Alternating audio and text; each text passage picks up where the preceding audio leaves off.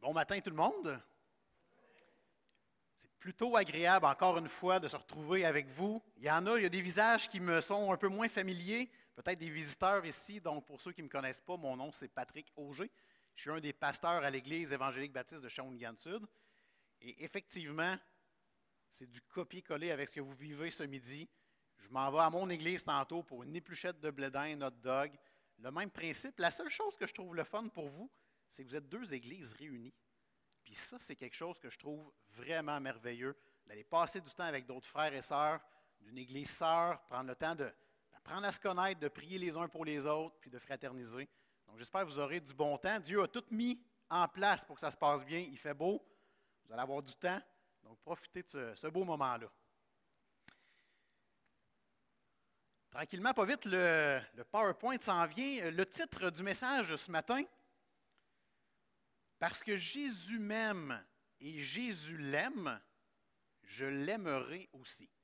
Donc prenez le temps de juste méditer là-dessus. Parce que Jésus m'aime et Jésus l'aime, je l'aimerai aussi.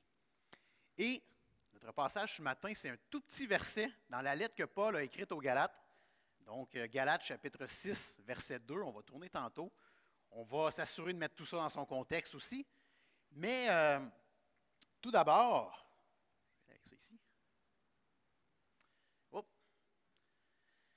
Tout d'abord, est-ce que vous reconnaissez un petit peu l'image en bas? À part le cœur, les petites lignes, ça vous fait penser à quoi? Le Wi-Fi.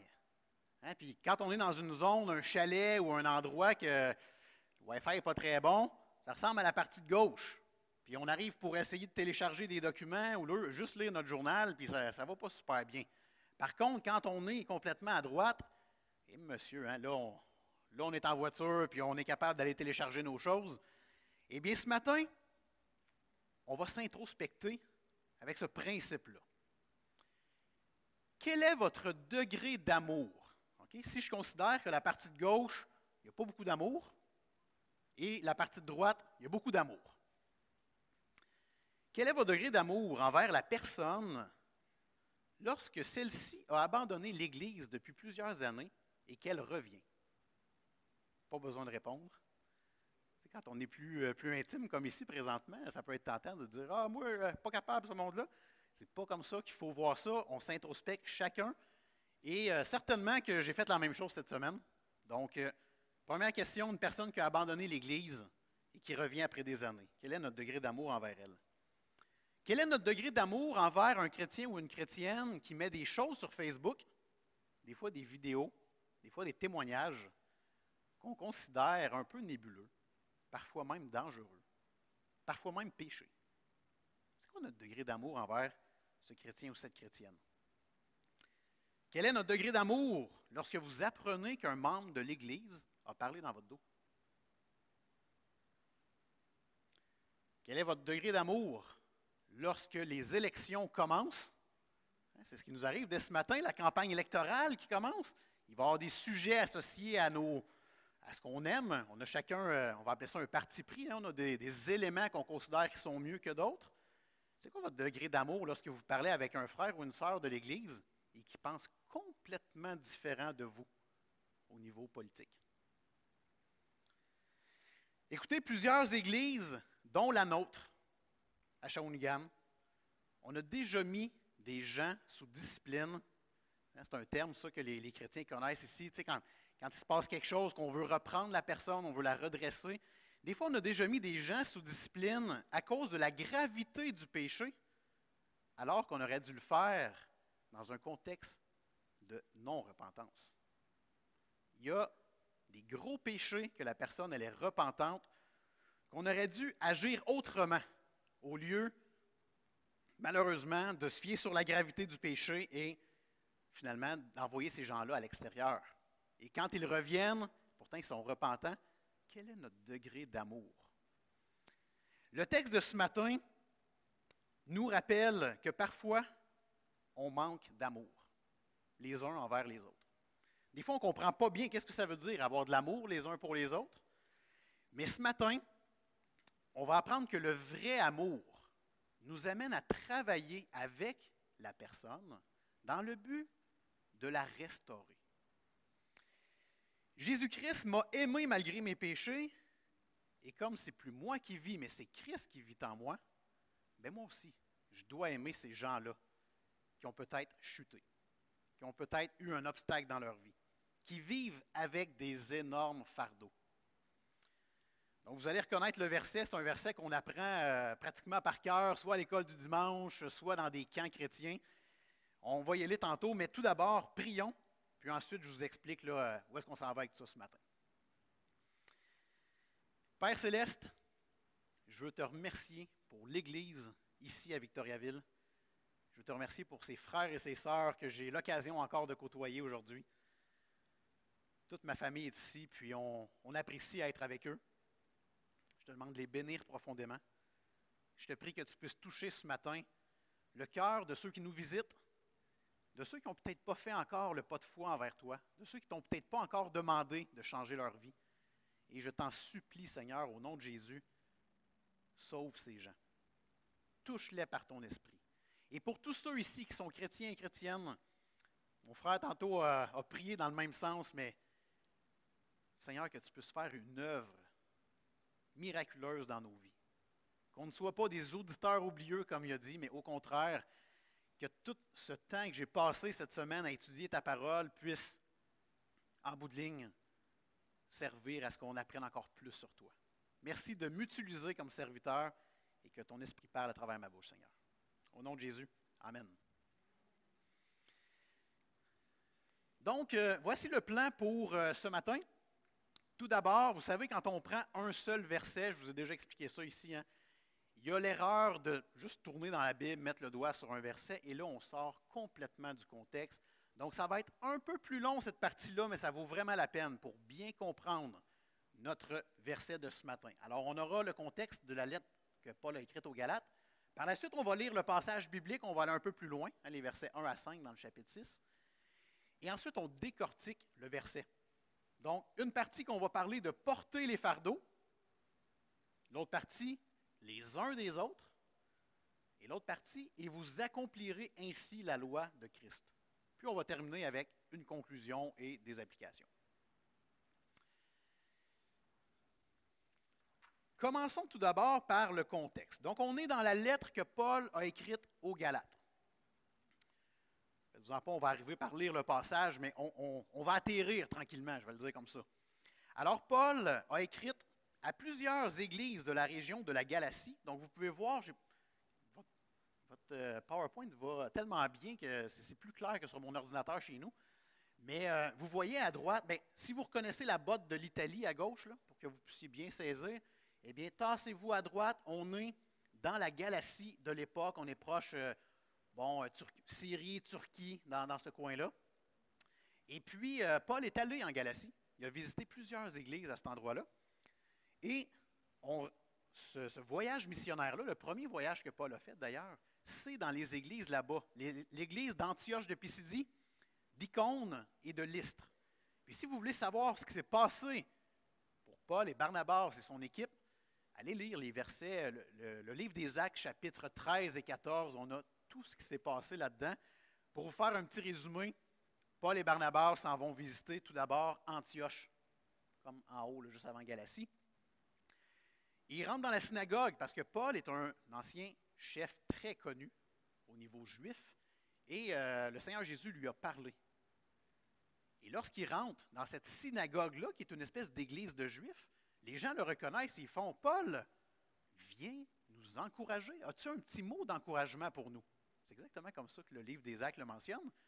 Et là, Paul, il fait « Oh, j'ai ma porte ouverte pour annoncer l'Évangile. » Donc, il commence. Il dit « Vous savez, frères et sœurs, on a le même Dieu, ce Dieu qui a mis des juges sur place, qui a mis des rois sur place, qui a mis David sur place. Et il nous a promis que de la lignée de David arrivera le Messie, le Sauveur du monde.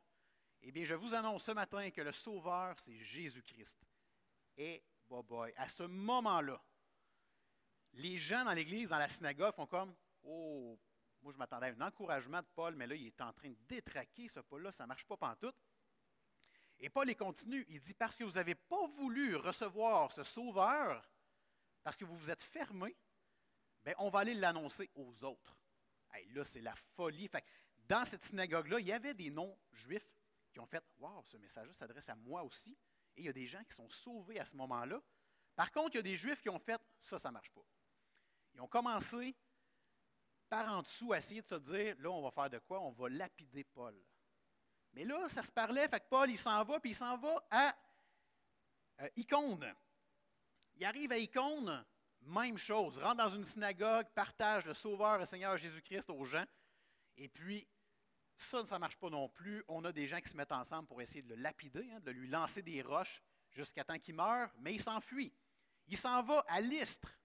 Mais comme vous pouvez voir, là, même si c'est à pied, tout ça, ce n'est pas si loin que ça se fait assez bien en l'espace de probablement quelques jours, mais assez pour ne pas vraiment s'enfuir. Il y a des gens qui vont y courir après, et comme des faits, les gens d'Antioche et d'Icône arrivent à Lystre. Et là, ce n'est pas juste un beau plan de tuer Paul.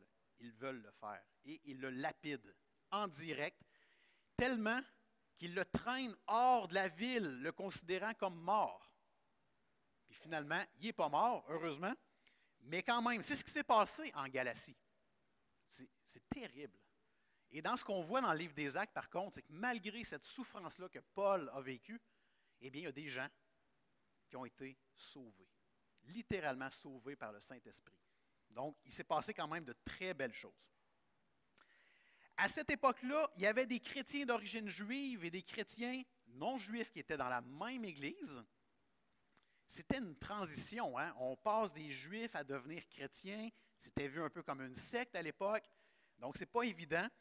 Ils se retrouvent dans la même Église et certains chrétiens juifs mentionnaient que si tu crois en Jésus, c'est bien, mais tu vas devoir quand même, en tant qu'homme, te faire circoncire. Ça, c'était une loi qu'ils avaient à l'époque. Vous connaissez peut-être un livre que le titre était tellement révélateur, hein? Jésus plus rien égale tout. Rappelez-vous d'avoir vu ça dans les dernières années? Eh bien, les chrétiens juifs de cette époque disaient plutôt Jésus plus la circoncision, plus fais attention à quelle viande que tu manges, plus respecte toujours les lois, égale tout. Puis pourtant, ce n'est pas le message que Paul annonçait aux gens. Ce n'est pas le message que les apôtres annonçaient aux gens. Et donc, ça crée une division à l'intérieur de l'Église, ça crée des problèmes. Et ça vient aux oreilles de Paul qui décide d'écrire la lettre aux Galates. Donc, je vous invite à tourner, si ce n'est pas déjà fait, dans la lettre que Paul a écrite aux Galates.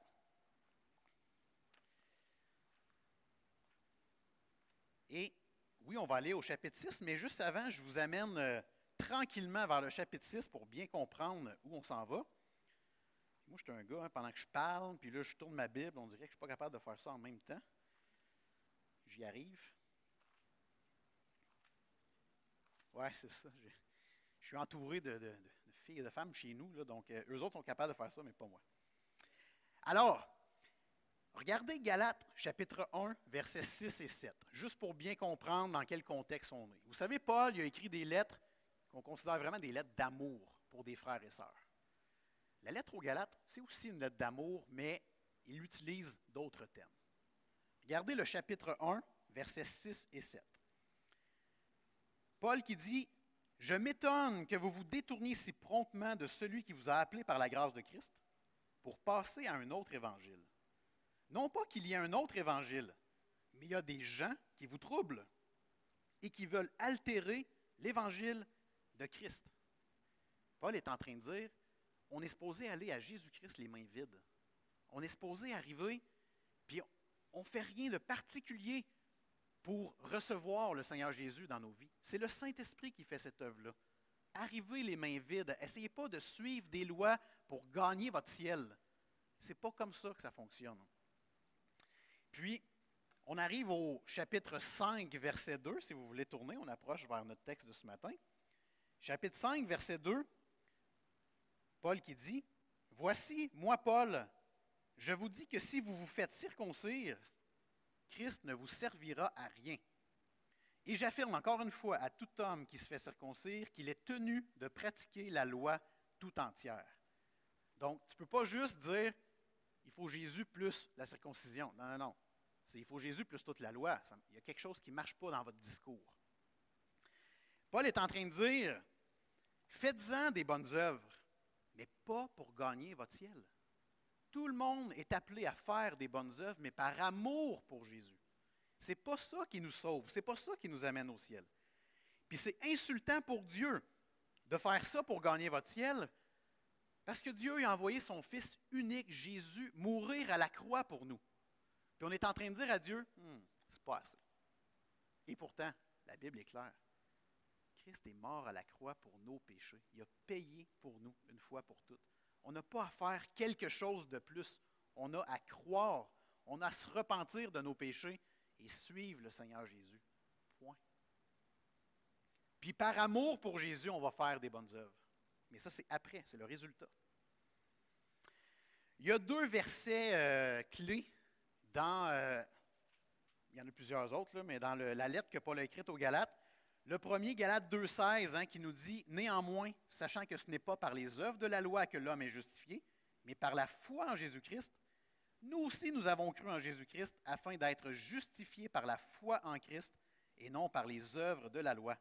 Parce que personne ne sera justifié par les œuvres de la loi. » Les Juifs de l'époque croyaient qu'il fallait faire des choses pour aller au ciel, aller à l'endroit le plus merveilleux du monde. L'endroit où est-ce qu'on va passer notre vie éternelle avec Dieu. Mais non, on n'a rien à faire à part demander pardon pour nos péchés et faire confiance que Jésus a payé pour ça. Et l'autre verset que j'ai dit tantôt, Galates 2,20, « J'ai été crucifié avec Christ, et si je vis, ce n'est plus moi qui vis, c'est Christ qui vit en moi. » Un de mes versets préférés que je tente de me rappeler tous les jours. On est chrétien. On n'est plus comme on était avant. Là. On a une nouvelle vie et c'est Christ qui vit en nous. Donc, chaque action, chaque pensée que nous allons avoir doit être en faisant référence qu'on a le Saint-Esprit en dedans de nous. Et donc, vous êtes comme moi, j'en suis convaincu, mais on n'agit pas toujours comme il faudrait. Christ a payé pour ça. On se repent, on confesse, mais on ne reste pas dans la honte et la culpabilité. On fait confiance que le Seigneur, on est son enfant, il a payé pour nous et on va de l'avant par la suite. Lisons maintenant notre texte de ce matin. Alors, juste avant, dans Galates 5, vous avez certainement entendu parler, Paul qui parle des œuvres de la chair, des choses négatives, comme l'idolâtrie, les rivalités, les querelles, les jalousies. Il en nomme plusieurs. Et par la suite, il dit, mais le fruit de l'esprit, Galates 5, 22, c'est l'amour, la joie, la paix, la patience, la bonté, la bienveillance, la foi, la douceur, la maîtrise de soi. Toutes des choses que la loi n'est pas contre ça et que nous devons vivre au quotidien en tant que chrétiens. Et on arrive dans notre texte de ce matin, on va lire le chapitre 6, les versets 1 à 5, mais nous, on va se concentrer beaucoup sur le verset 1 et 2. Vous allez voir, ils viennent beaucoup ensemble. Alors, chapitre 6, verset 1. « Frères, si un homme vient à être surpris en faute, vous qui êtes spirituels, redressez-le avec un esprit de douceur. Prends garde à toi-même, de peur que tu ne sois aussi tenté. Portez les fardeaux les uns des autres, et vous accomplirez ainsi la loi de Christ. Si quelqu'un pense être quelque chose, quoiqu'il ne soit rien, il s'abuse lui-même. Que chacun examine ses propres œuvres, et alors il aura sujet de se glorifier pour lui seul, et non par rapport à autrui, car chacun portera sa propre charge. » Le verset qui nous intéresse ce matin, c'est le verset 2. « Portez les fardeaux les uns des autres, et vous accomplirez ainsi la loi de Christ. » On va le décortiquer ensemble, mais je pense qu'à la fin de la matinée, vous allez faire « Je comprends beaucoup mieux qu'est-ce que ça veut dire tout ça. » Mais tout d'abord, verset 1, il y a un péché qui vient d'être mis en lumière. Le verset 1 nous dit, si quelqu'un est surpris, vient à être surpris en faute, que son péché a été mis en lumière, cette personne-là, c'est peut-être un homme qui s'est fait prendre à passer du temps avec une autre femme que la sienne. C'est peut-être quelqu'un qui a menti à l'aide sociale, puis ça a été détecté. C'est peut-être quelqu'un que son travail au noir a été découvert. C'est peut-être quelqu'un qui avait démarré une rumeur. Et là, ça a été trouvé. C'est peut-être le dénigrement constant de la femme envers son mari qui s'est répandu aux yeux de tous. On pourrait en nommer plein, mais ce qu'il faut comprendre, c'est que dans le verset 1, il y a certainement une personne qui va être surprise en faute. Et là, un peu deux manières que le péché soit mis en évidence. La première, c'est que tu as été surpris en flagrant délit.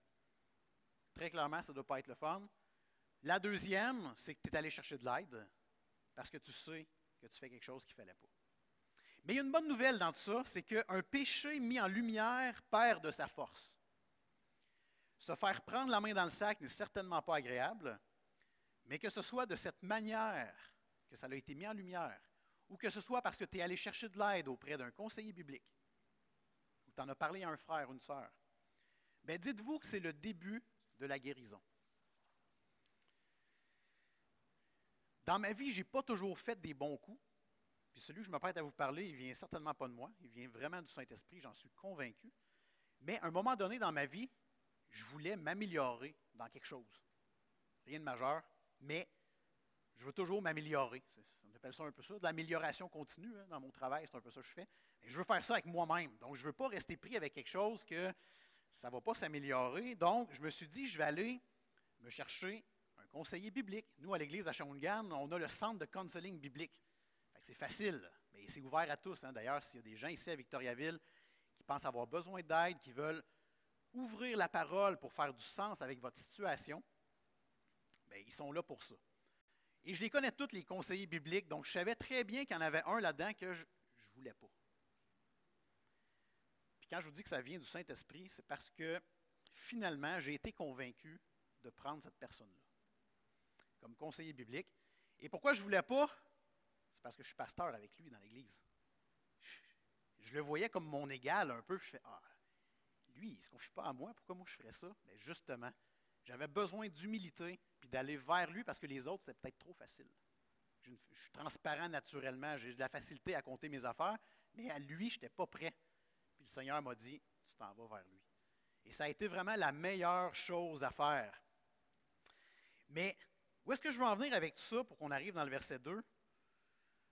C'est que ça nous pose une question, ça nous fait réfléchir. Le verset 1, qu'un homme a été pris en faute, et le verset 2, porter les fardeaux les uns des autres. La question, c'est à qui Paul consacre les 5 premiers versets, avertissant de ce qui pourrait leur arriver dans cette situation de découverte et de restauration. Est-ce que Paul s'adresse à celui qui est tombé, ou plutôt il s'adresse à celui qui est sur le point de l'aider à se tenir debout? Vous prendrez le temps dans la semaine de lire ce passage-là, mais chaque verset, sauf un, a un avertissement. C'est comme une lumière jaune qui dit « Attention, attention, mise en garde ». Et le message d'avertissement ne s'adresse pas à celui qui est tombé. Il s'adresse à ceux qui visent à l'aider. Puis, vous savez, ici, il y a eu la série « Les uns les autres ». J'ai l'impression que je suis un des derniers messages en lien avec ça. Mais le message ce matin s'adresse à vous tous qui allez croiser des pécheurs qui ont tombé. Et on veut tenter peut-être de les aider à se relever. On veut les aimer d'une certaine façon. On veut bien agir avec eux parce qu'on a Christ en dedans de nous. Mais le message de ce matin s'adresse à nous tous qui veut aider quelqu'un qui a tombé. Donc, regardons ensemble qu'est-ce que ça veut dire porter les fardeaux. Tout d'abord, le verbe porter, très intéressant ici. Ce n'est pas juste d'avoir un sac à dos sur les épaules. C'est beaucoup plus lourd que ça. Okay? Si on prend, le même verbe a été utilisé juste avant dans Galates 5, 10. Donc, dans mon cas, je n'ai même pas besoin de tourner. Galates 5, 10, Paul il dit « J'ai cette confiance en vous dans le Seigneur que vous ne penserez pas autrement, mais celui qui vous trouble, quel qu'il soit, en portera la peine. » Et donc, il s'adresse ici aux chefs juifs qu'on appelle des judaïsants. Ce sont des gens qui se disaient chrétiens, mais qui voulaient garder la loi de Moïse, qui voulaient montrer aux gens qu'il fallait qu'ils continuent à respecter la loi. Et donc, il n'y avait plus juste Jésus-Christ, il y avait des choses à faire. Et Paul leur dit, eux, ils vont devoir porter la peine de ce mensonge-là. Alors, c'est très lourd. Vous savez que porter la peine d'un jugement, c'est pour la vie éternelle par la suite. Et certainement, ces gens-là ne viennent pas au ciel avec nous. Et donc, un jugement éternel, c'est lourd. Par contre, nous, dans le verset 2, porter les fardeaux, c'est très positif. C'est juste qu'il faut savoir que ce n'est pas juste une petite affaire facile. Ça va nous demander de l'énergie. D'ailleurs, le verbe porter ici en grec a une connotation de persévérance. Donc, ce n'est pas juste ce qu'on appelle un one-shot deal. Je vais aller aider mon frère ou ma soeur, il a besoin là, puis j'arrête. Non, non, non. C'est long. Je vais vous donner un exemple. Vous avez une énorme armoire à déménager, à transporter dans votre maison, puis votre maison est 2 étages, puis vous devez l'amener en haut. Fait que, je regarde ma femme parce que c'est arrivé, cette situation-là. Une énorme armoire, elle était lourde. OK? Et là, vous demandez à un ami de venir vous aider parce que clairement, vous ne serez pas capable de la monter toute seule. Votre ami s'en vient, puis il fait oui, oui, je vais t'aider, pas de problème. Fait on monte l'armoire, puis là, il y a 14 marches. Puis là, rendu à la 8e marche, l'ami, il fait bon, ben, ça va être assez. Fait qu'écoute, je te souhaite bon succès là-dedans, puis j'ai d'autres choses, il faut que je m'en aille. L'ami s'en va. Qu'est-ce qui arrive pour celui qui traîne l'armoire pris d'un marche? Bien, c'est exactement ça, porter les fardeaux, c'est les porter jusqu'au bout. C'est d'amener l'armoire là où elle va. Donc, porter les fardeaux les uns des autres, c'est prendre le temps avec la personne, s'investir, persévérer jusqu'à la fin. Et ça ne veut pas dire que moi, Patrick, je dois m'occuper d'une personne pour les 25 prochaines années, 24 heures sur 24. Ce n'est pas comme ça. C'est plutôt qu'en tant que frères et sœurs, en tant qu'Église, communauté, famille, bien, on s'entraide pour aider cette personne-là qui a des lourds fardeaux. Et probablement que je suis la bonne personne pour les premiers jours, les premières années, on ne sait pas. Mais à un moment donné, la responsabilité devient différente et quelqu'un d'autre dans l'Église a des meilleurs dons que moi pour poursuivre le chemin. Mais on est ensemble là-dedans. Mais comprenez bien que c'est la persévérance. Hein? Porter les fardeaux les uns les autres, c'est d'aller jusqu'au bout avec. C'est quoi les fardeaux ici? Bien, dans le sens vraiment biblique ici, le terme grec pour fardeau, qui est baros, pas tant important de savoir ça, mais ça désigne une charge lourde, difficile à soulever et à transporter. Donc, je pense que l'image de l'homme qui transporte une énorme roche à travers les montagnes, ça représente assez bien le type de fardeau. Paul n'explique pas clairement c'était quoi les fardeaux. Hein, j'aimerais ça vous dire, c'est associé à telle chose. Par contre, quand on regarde la lettre, bien, juste le verset 1, on voit que le contexte semble nous dire que c'est un fardeau qui incite un croyant qui pêche à retomber dans ses vieilles habitudes. C'est un chrétien qui vient d'être délivré, mais il y a peut-être la honte associée à son fardeau. Il y a peut-être la culpabilité. Vous savez, une tentation qui est oppressante et persistante, c'est un des fardeaux les plus pesants à supporter. Donc, on a ici des gens, moi-même, où est-ce qu'on a eu des tentations dans la vie, on a eu des péchés, on croyait s'en être libéré, mais c'est un peu un péché récurrent, hein, qui revient sans cesse.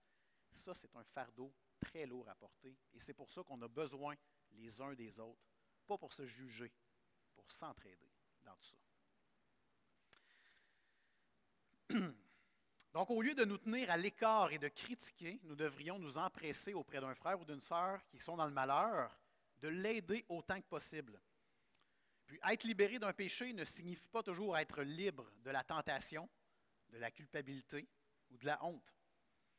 Le croyant qui aime vraiment son frère ou sa sœur et qui veut sincèrement le ramener à une marche par l'esprit va continuer de s'occuper de lui, va continuer à le conseiller bibliquement, va continuer à le supporter. C'est un travail de longue haleine. Ce n'est pas facile, la vie chrétienne. On peut venir s'asseoir dans l'église et écouter le monsieur en avant puis s'en aller, mais ce n'est pas ça, la vie chrétienne. La vie chrétienne, c'est s'investir envers les autres, avec l'énergie que Dieu nous donne. Il ne faut pas se brûler avec ça. Mais quand même, on a à s'investir les uns des autres, à être unis dans tout ça. Comment on peut aider un frère ou une sœur qui a de lourds fardeaux? Bien, peut-être que ça va être d'aller passer du temps avec. Mais n'oubliez jamais que la prière, c'est l'arme la plus puissante pour aider quelqu'un qui porte de lourds fardeaux. Rien n'aide autant un frère à porter son fardeau que le fait qu'on prie pour lui et avec lui. Hein, c'est certainement pas cette idée de « Oh, hey, je t'écoute, ça ne doit pas être facile, je vais prier pour toi. » Puis finalement, on ne le fait pas. Non, il vient de te partager quelque chose. Prenez le temps maintenant. On va prier ensemble maintenant. La main sur l'épaule s'il faut, montrer qu'on est avec, ou au téléphone, peu importe. Donc, on le fait vraiment. Parfois, on cherche des manières concrètes pour aider, mais n'oublions jamais que la prière agissante du juste a une grande efficacité. C'est Jacques qui nous dit ça dans sa lettre. Et plus, je ne sais pas si vous êtes comme moi, mais plus je grandis dans ma foi chrétienne, plus je crois au pouvoir de la prière. Plus jeune, on me disait, ben prie, tu vas voir, il va se passer des choses, puis je trouvais que ça n'arrivait pas assez vite. Aujourd'hui, je comprends beaucoup mieux le pouvoir de la prière. Dieu répond toujours. Il ne répond pas ce que je veux, puis des fois ça vient me déranger, mais il répond toujours. Il répond oui, il répond non, ou il répond attends. On va toujours avoir une réponse de Dieu. C'est Dieu lui-même qui est la source suprême de force. Donc, on parle de porter les fardeaux les uns les autres, mais il ne faut pas oublier qu'en bout de ligne, c'est quand même Dieu qui a le pouvoir sur toute chose. Le psaume 55, 23 nous dit que Dieu ne laissera jamais chanceler le juste. Pierre, dans sa lettre, 1 Pierre 5, 7, nous dit de nous décharger sur lui de tous nos soucis et il va prendre soin de nous. On l'a dit tantôt, Jésus nous dit, « Venez à moi, vous tous qui êtes fatigués et chargés, je vais vous donner du repos. Mon fardeau est léger comparé à tous les autres fardeaux qui existent. » Par contre, Dieu, dans une incompréhension la plus totale, il lui arrive souvent qu'il va utiliser ses enfants à porter les fardeaux les uns des autres. Donc, certainement que des fois, le Seigneur nous appelle à être un peu plus impliqués dans la vie d'un frère ou d'une sœur. Il faut être prêt à ça. Porter les fardeaux les uns des autres. Donc, vous remarquez, hein, la première image, il est tout seul. Ça doit être terriblement lourd. Là, c'est encore lourd, mais au moins, il y a de l'aide. Donc, les uns des autres.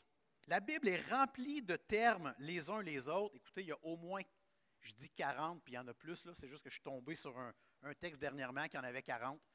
40 citations dans la Bible qu'on dit les uns des autres, les uns envers les autres, les uns avec les autres. Ça revient, ça n'en finit plus. D'ailleurs, la série ici sur les uns des autres, vous en avez vu plusieurs. Écoutez quelques versets pour vous. Hein? Jean 13, 34. « Je vous donne un commandement nouveau. Aimez-vous les uns les autres, comme je vous ai aimés. » 1 Pierre 4, 9. « Exercez l'hospitalité les uns envers les autres, sans murmure. » Jacques 5, 16. « Confessez donc vos péchés les uns aux autres et priez les uns pour les autres, afin que vous soyez guéris. » Écoutez, on pourrait continuer comme ça très longtemps, mais on voit que la vie chrétienne, c'est une vie de communauté. C'est une vie qu'on doit être ensemble. Peu importe le nombre. La seule chose, c'est qu'une vie chrétienne ne se vit pas seule. Et Paul, dans sa lettre aux Galates, à 9 reprises, il commence un chapitre ou un paragraphe en disant « frères » au pluriel. Donc, frères et sœurs, là, c'est un terme générique, mais il s'adresse à un groupe. Il s'adresse à des églises, il s'adresse à une communauté. Et la vie chrétienne ne signifie pas de vivre isolé des autres chrétiens. Nous sommes intimement liés les uns les autres, au même titre que nous sommes liés au Seigneur Jésus-Christ. Paul nous rappelle dans Éphésiens 4, 4, « Nous sommes tous les membres du même corps, et Christ est la tête. » Donc, on est ensemble là-dedans. Écoutez, l'expérience nous le prouve. Un chrétien qui ne va pas à l'Église ou qui ne s'entoure pas de ses frères et de ses sœurs, c'est un chrétien en danger. Vous l'avez vécu peut-être, ou vous avez des gens autour de vous qui le vivent actuellement. Ces gens-là qui tentent de vivre leur vie chrétienne isolés chez eux, bien, au début, on voit souvent qu'ils font des efforts pour essayer de faire quelque chose. Peut-être qu'ils écoutent sur Internet des messages, peut-être qu'ils lisent leur Bible même. Mais tranquillement, pas vite, le feu s'éteint. Et après ça, il est très difficile pour ces gens de revenir. Est-ce que c'est l'orgueil qui fait ça? Est-ce qu'il était vraiment chrétien? Tout ça va se départager rendu au ciel. Mais une chose est sûre, ne tombons pas dans cette facilité de vivre notre vie chrétienne seule. Comment voulez-vous porter les fardeaux les uns des autres lorsque vous êtes seuls? Vous allez être seul avec vos fardeaux et vous ne pourrez même pas aider les autres parce que vous êtes seuls. Donc, allons pas vers cette direction-là. Et les péchés de chacun n'affectent pas seulement la personne qui les commet, ça affecte la famille spirituelle entière. Et c'est pour ça qu'au début, je vous ai dit, c'est quoi notre degré d'amour quand on a des gens qui pêchent autour de nous? Parce que c'est bien plus facile de rester chez nous, il y a juste mes péchés à moi, peut-être ceux de ma femme et mes enfants, c'est facile à gérer. Mais quand on est en communauté comme ça, il y a beaucoup plus de péchés, dont certains qui vont venir nous graffiner plus que d'autres. Comment je vais aimer ces gens-là, ces chrétiens-là même?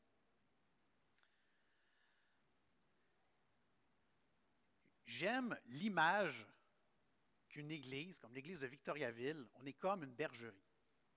Puis on est tous les moutons à l'intérieur de la bergerie. On a tous le même berger qui est Jésus. On a des sous-bergers qui sont les pasteurs de l'église. Et si un mouton s'écarte du droit chemin, bien, il peut malheureusement en influencer d'autres. Comme on peut voir ici, clairement, il y a un mouton qui s'est écarté de sa prairie, sa bergerie habituelle. La seule chose que je vois dans cette image qui est positive, c'est qu'ils ont décidé de prendre le passage piétonnier pour traverser la rue. Ça semble être très positif ce bout-là, mais clairement, ils ne sont pas dans le droit chemin. Ils n'ont pas rapport là. Alors, il y a un mouton. Si vous avez déjà vu des vidéos, c'est bien souvent les premiers en avant. Il y en a un qui a décidé de virer à droite et tout le monde, tous les moutons virent à droite. Écoutez, si on prend cette image-là pour notre Église ici, notre troupeau, lorsqu'il est ancré dans la parole de Dieu, eh bien, c'est le troupeau qui influence la brebis errante et non pas le contraire.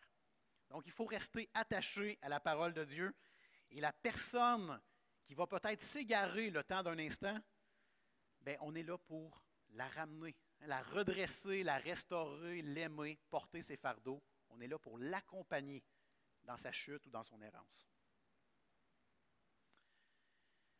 Portez les fardeaux les uns des autres et vous accomplirez ainsi la loi de Christ.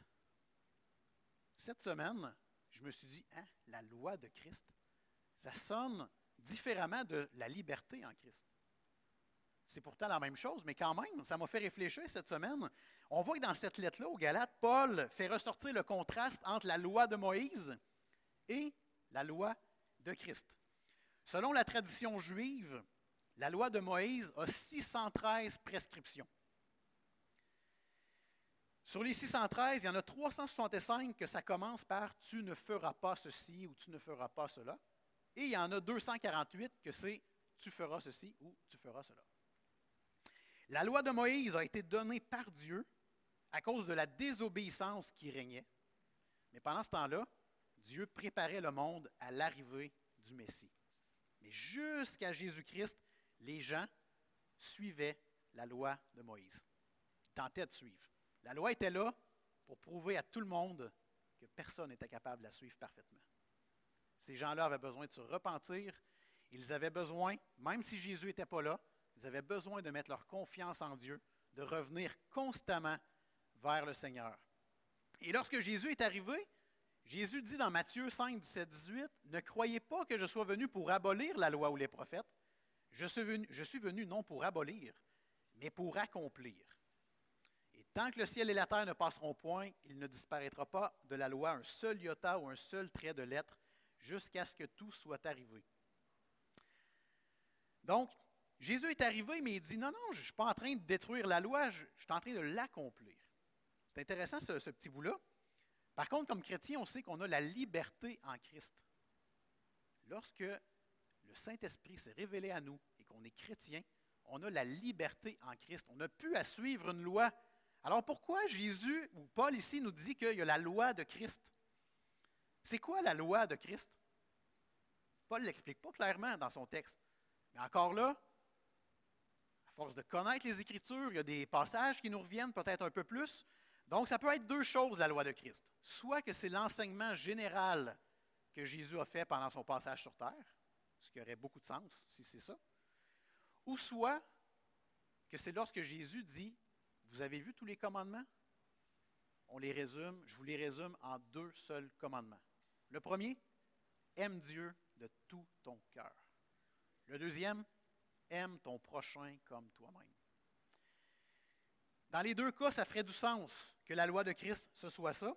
Lorsque je regarde la lettre aux Galates, Paul il dit dans le chapitre 5, verset 14, je l'ai ici, il dit « Car toute la loi est accomplie dans une seule parole, celle-ci. Tu aimeras ton prochain comme toi-même. » Donc, ça ferait beaucoup de sens que la loi de Christ soit en lien avec l'amour du prochain. Ce qu'il faut comprendre, c'est que la loi de Moïse avait sa raison d'être. Elle permettait d'une certaine façon à limiter le péché ou le mal causé par les péchés. Il était impossible de respecter parfaitement la loi de Moïse, mais elle permettait de mettre des bases solides pour comprendre la justice de Dieu entre ce qui est bien et ce qui est mal. Par contre, dans tous les cas avant l'arrivée du Seigneur Jésus, c'est la personne qui mettait sa confiance en Dieu et qui se repentait du tort causé qui avait la justice éternelle et l'assurance d'aller au paradis. Ce message-là était valide avant 2000 ans, c'était encore valide quand Jésus est arrivé, et aujourd'hui, en 2022, c'est tout à fait d'actualité. Si vous voulez une vie meilleure, parfaite, vous voulez aller au paradis avec Dieu, vous n'avez pas quelque chose à faire, peut-être à part demander à Dieu qu'il se révèle à vous. C'est la première étape. Si ça n'a pas été fait encore, vous êtes peut-être visiteur ce matin. Tantôt, Daniel le disait aussi, prenez le temps aujourd'hui de prier le Seigneur et de dire « Révèle-toi à moi ». Peut-être que vous ne croyez même pas à Dieu présentement. Demandez-lui quand même de se révéler à vous. Hier, on se partageait nos témoignages dans un souper. Puis une personne, c'est exactement ce qu'elle a dit. Je ne croyais même pas en Dieu, puis le pasteur, il m'a dit de prier Dieu. J'ai dit, comment je peux prier quelqu'un que je ne crois pas? Je vais le faire pareil. Elle est chrétienne aujourd'hui. Donc, vous voyez, Dieu peut faire une œuvre miraculeuse dans votre vie. Faites-lui confiance et priez-le.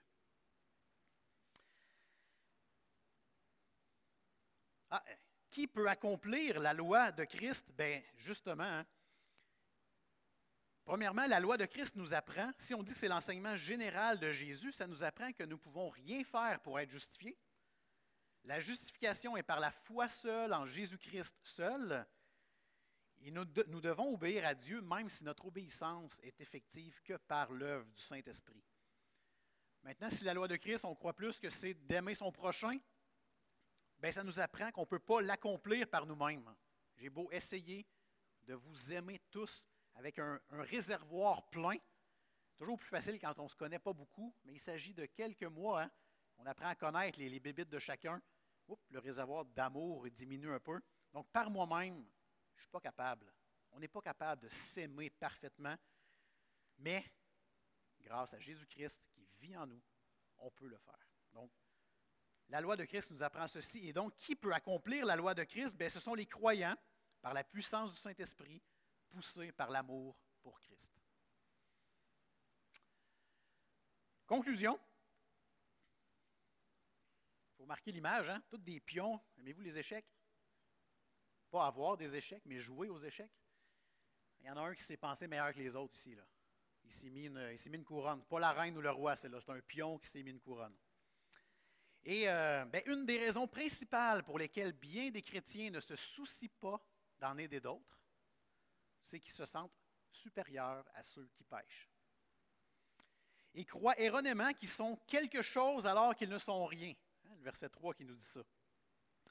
Qui n'a jamais dit à quelqu'un, je vais le dire autrement, qui n'a jamais pensé, puis qui s'est dit dans sa tête, Gabin, là, il s'est mis lui-même dans le pétrin, qui s'arrange? Qui n'a jamais pensé ça ici? Pourtant, Dieu a en horreur la prétention. Dans Proverbe 6, ça c'est vraiment intéressant, je n'ai pas le temps de tourner, mais il dit, il y a 7 choses que Dieu a en horreur, il y a 6 choses que Dieu a en horreur, même 7, et la première chose, les yeux hautains. Les yeux hautains. Dieu a ça en horreur. Et pourtant, on a la facilité de faire ça, de se comparer les uns les autres, essayer toujours de se remonter à un petit niveau, un niveau supérieur. Mais vous savez, Christ a payé une fois pour toutes pour tous ceux qui croient en lui. C'est bon pour moi, qui va encore pécher demain, malheureusement. Et c'est bon pour la personne qui est assise à ma droite et à ma gauche. Ce chrétien qui est assis à ma droite ou à ma gauche, Christ a payé pour lui aussi. Le verset 1 nous disait qu'un péché était mis en lumière, qu'une personne pourrait être surprise en faute. comment, en tant que frère et sœur dans le Seigneur, je vais réagir? Le verset 1 nous le dit, ayez un esprit de douceur, pas un esprit de jugement. Soyez doux envers cette personne-là, car vous aussi, vous allez pécher, si ce n'est pas déjà fait. Vous aussi, il va vous arriver d'avoir des fardeaux plus lourds que les autres. Et donc, on doit être là pour cette personne-là, car si je suis là pour lui, bien, je fais ce que Christ a fait pour moi. Il a pris mon fardeau par amour pour nous. Donc, quand je prends les fardeaux de mon frère et ma sœur, quand je l'aide à porter son fardeau, je l'aime. Je suis en train de l'aimer. Et le titre du message ce matin, parce que Jésus m'aime et Jésus l'aime, je l'aimerai aussi. C'est Christ qui vit en nous. Donc, lorsqu'on a des gens autour de nous qui ont de lourds fardeaux, des fardeaux qui peuvent être des péchés, bien, on doit être là pour eux et les supporter. Peut-être les redresser par la parole de Dieu, mais avec amour et douceur. Une petite application pour terminer. La bataille contre notre propre fierté que Paul parle ici, c'est en fait une bataille pour la joie. Laissez-moi m'expliquer. C'est la joie en Christ. Vous allez remarquer que lorsque vous vous entraidez les uns les autres, il y a une certaine joie qui apparaît. C'est une joie qui provient du Seigneur Jésus. Lorsqu'on laisse les gens mourir, trébucher, glisser, il n'y a pas de joie là-dedans. Qu'est-ce qui va préserver l'unité de l'Église de Victoriaville malgré l'influence du péché dans notre vie? Bien, c'est le fait de porter les fardeaux les uns les autres. On a le choix, hein? Ou bien on laisse notre frère ou notre sœur patauger dans son problème. Tu sais, au Québec, là, on dit souvent vivre et laisser vivre. Hein? Ou on dit souvent si c'est bon pour lui, tant mieux. On peut faire ça, mais je ne pense pas que c'est ce que Jésus ferait s'il était là. Ou bien, on redresse par la parole de Dieu, on restaure ce frère ou cette sœur avec un esprit de douceur, en se rappelant que nous aussi, nous luttons contre quelque chose. Mais si Christ a payé pour moi, il a payé aussi pour elle ou pour lui. Si un frère ou une sœur chrétien est accablé ou menacé par un fardeau ou une menace, soyons attentifs. Faisons rapidement quelque chose pour l'aider. Ne faisons pas comme si de rien n'était ou ah non, je ne l'ai pas vu, parce que si je l'aide, ça va me demander beaucoup de mon temps, de mon énergie. Non, non, non. Allons l'aider peut-être par la prière. Mais faisons pas comme les pharisiens. Qu'est-ce qu'ils faisaient les pharisiens dans le temps de Jésus? C'est Jésus qui dit ça dans Matthieu 23. Il dit, les pharisiens, les chefs spirituels juifs, ils mettaient des fardeaux extrêmement lourds à porter pour les gens, puis eux, ils n'osaient même pas essayer de les aider à transporter ce fardeau-là. Ils les laissaient gérer leur fardeau. Ça créait énormément de problèmes. Ne faisons pas ça. N'alourdissons pas les charges. Rendons-les plus légères pour les gens. Puis certains d'entre nous, actuellement, se demandent peut-être comment vivre ma vie chrétienne puis qu'elle ait un sens. Bien, voici un exemple concret. Développez l'extraordinaire habileté à détecter les fardeaux des autres et consacrons-nous quotidiennement à les alléger. Que notre amour pour Jésus se voit dans nos pensées et nos actions tout au long de la semaine. Puis rappelez-vous, j'aime vous dire que je vous aime, mais rappelez-vous que Dieu vous aime. Et parce qu'on a été aimés, aimons les autres aussi. Amen. Je vais prier pour terminer. Seigneur Dieu, il y avait beaucoup de viande dans ce passage, beaucoup de choses qui sont peut-être difficiles à digérer pour nous ce matin, mais fais une œuvre en nous, Seigneur, continuelle. Rappelle-nous comment on peut porter les fardeaux les uns des autres. Rappelle-nous que tu as porté nos fardeaux. Rappelle-nous que tu nous libères de nos péchés. Seigneur, on est entouré de gens qui luttent dans la vie, que ce soit des péchés, que ce soit des situations difficiles dans leur couple, dans leur famille, au travail, à l'école. Aide-nous, Seigneur, à passer du temps avec ces gens, avec ces chrétiens. Montre-nous comment on peut être là adéquatement pour eux. Et surtout, Seigneur Dieu, aide-nous à ne pas les juger. Moi, le premier ici en avant, Seigneur, je suis loin d'être parfait à ce niveau-là, puis je te demande, je t'en supplie, de m'amener à aimer ces gens-là comme toi, tu m'aimes et comme toi, tu les aimes. Qu'on puisse tous faire ça cette semaine et qu'on revienne dimanche prochain, qu'on ait fait un pas de plus dans notre foi pour toi. Merci pour Jésus, qui est la raison pour laquelle on est ici. Et gloire à toi, Seigneur. Utilise nos vies pour te glorifier. Amen.